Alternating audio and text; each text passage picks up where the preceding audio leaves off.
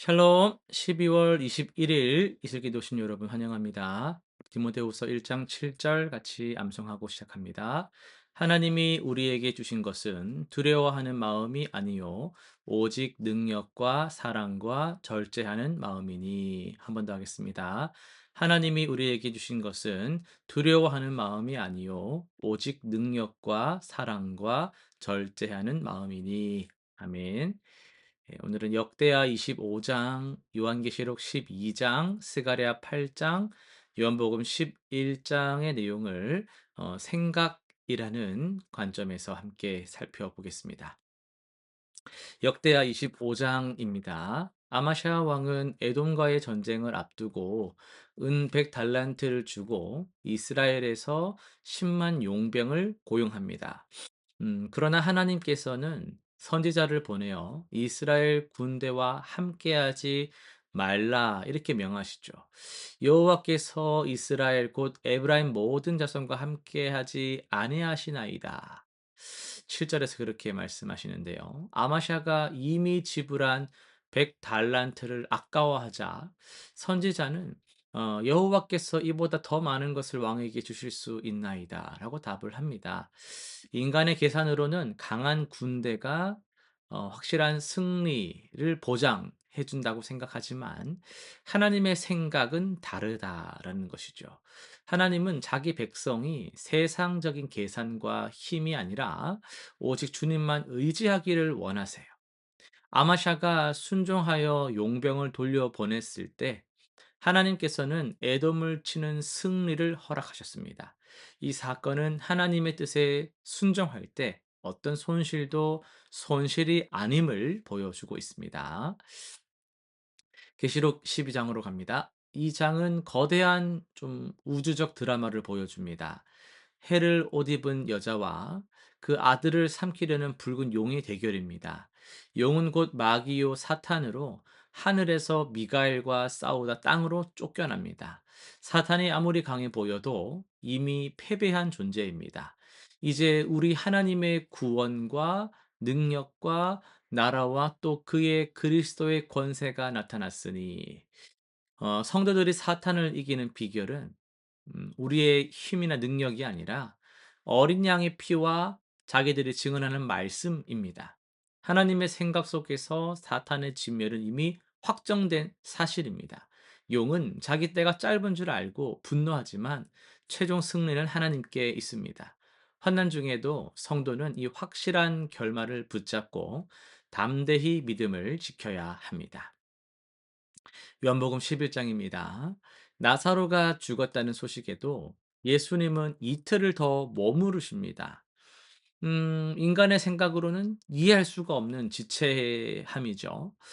마르다는 그러니까 막 이렇게 말합니다. 주께서 여기 계셨더라면 내 오라버니가 죽지 아니하였었겠나이다. 막 이런 말들을 한단 말이죠. 이때 예수님이 선언하시죠. 나는 부활이요 생명이니 나를 믿는 자는 죽어도 살겠고 무릇 살아서 나를 믿는 자는 영원히 죽지 아니하리니. 하나님의 생각은 이 시간, 생명을 누리는 시간 안에만 있는 게 아니라 그 죽음 너머에도 있다라는 것을 우린 알아야 됩니다. 인간은 죽음을 끝 이렇게만 생각하지만은 하나님은 죽음을 영생으로 가는 문으로 보신다라는 거예요. 나사로의 부활은 단순한 그런 이벤트, 기적이 아니라 예수님 자신이 부활이라는 것, 부활의 주인이라는 것을 선포하는 표적인 것이죠. 이 믿음 위에서 성도는 죽음 앞에서도 부활이신 예수님과 함께하기 때문에 흔들리지 않는 소망을 갖게 됩니다. 오늘 스가랴 8장을 중심으로 해서 하나님의 생각, 폐허를 넘어 축제로라는 제목으로 말씀을 전하겠습니다. 예루살렘은 폐허였어요. 바벨론에 끌려갔던 백성들이 돌아오긴 했는데 눈앞에 펼쳐진 것은 무너진 성벽과 황폐해진 거리뿐이었죠. 이 성벽 재건이라는 게 더디기만 하고 또 주변 민족들의 방해는 끊이질 않았습니다. 그러니까 사람들의 생각 속에는 '과연 이것이 일어설 수 있겠나.'라는 생각, 그 의문만 가득한 것이죠. 바로 그때 하나님께서 스가랴를 통해서 놀라운 장면을 보여주십니다. 노인들이 예루살렘 거리에 앉으며 더 나이가 많아 지팡이를 손에 잡을 것이요. 다 나이가 많아 지팡이를 손에 잡을 것이요. 그 성중 거리에는 어린 남녀가 거리에서 뛰놀 거라고 말이죠. 그러니까 폐허가 된 거리에서 노인들이 평화롭게 쉬고 아이들이 뛰어노는 모습. 이게 하나님의 생각이에요. 인간의 눈에는 잿더미만 보이는데 하나님 눈에는 웃음소리 가득한 축제의 거리가 보인다라는 것이죠. 하나님이 말씀하십니다. 이 남은 백성의 눈에 기이할지라도 내 눈에도 어찌 기이하겠느냐. 그러니까 우리에게 불가능해 보이는 것이 어찌 하나님 눈에도 그렇게 보이겠냐는 말이죠. 하나님께는 당연한 일이라는 거예요. 하나님의 생각은 현실의 한계에 갇히질 않습니다. 폐허를 보시면서 회복을 계획하시고 눈물을 보시면서 웃음을 준비하시는 분이신 거죠. 더욱 놀라운 것은 하나님께서 자기의 속마음을 솔직하게 드러내신다라는 점이에요. 내가 전에 너희 조상들을 해하려 한 것 같이 이제는 예루살렘과 유다 족속에게 복을 주려 하노니 두려워하지 말라. 하나님의 생각이 심판에서 회복으로 바뀐 것이 아닙니다. 하나님은 처음부터 회복을 목표로 하셨고 심판조차도 그 회복을 향한 여정, 과정이었던 거예요. 그래서 훈련의 시간이 지나면 반드시 축복의 시간이 오는 거죠. 이것이 하나님의 변함없는 생각입니다. 그렇다면 회복을 기다리는 백성에게 하나님이 원하시는 것, 그건 무엇일까요? 너희는 이러한 일을 행하라. 너희는 서로 이웃에게 진실을 말하며 너희 성문에서 진실하고 화평한 재판을 행하라.